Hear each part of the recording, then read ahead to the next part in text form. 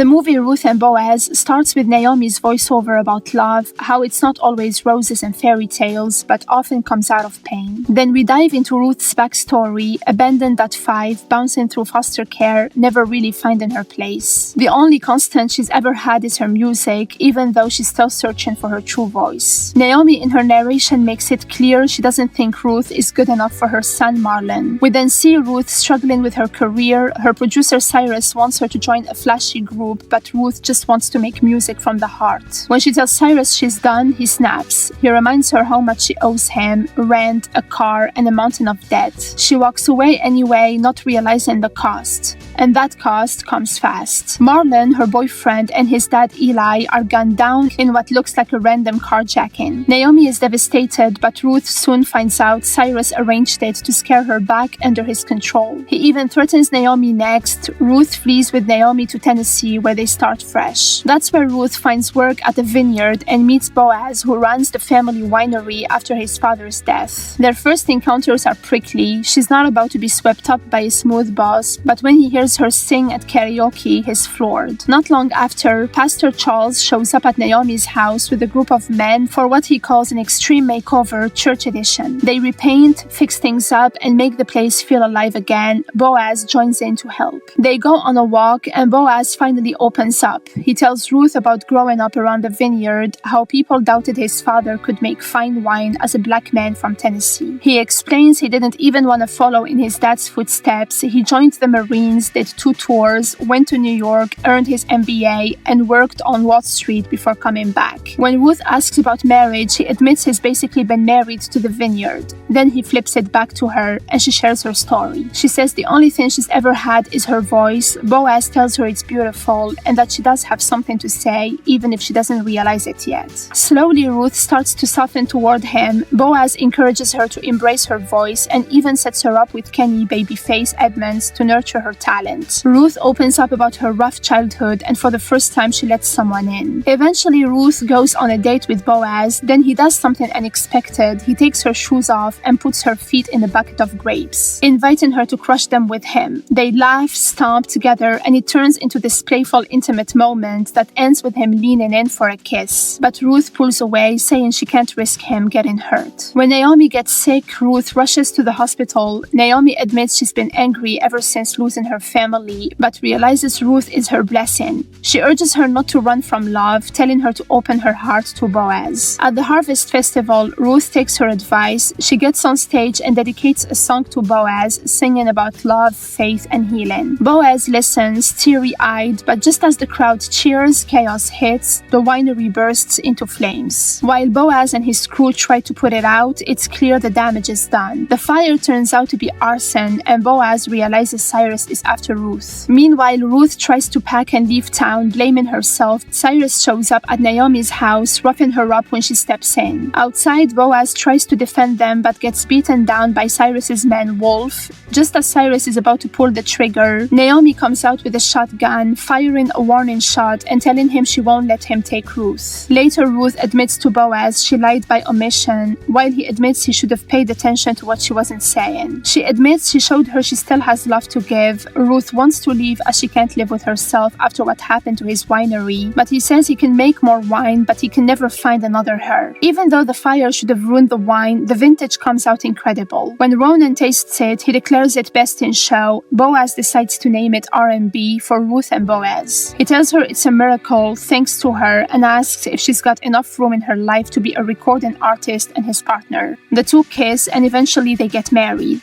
Naomi closes the story with a narration. Ruth was wrong. She did get her happily ever after, not in fireworks but in the ashes, because love always wins.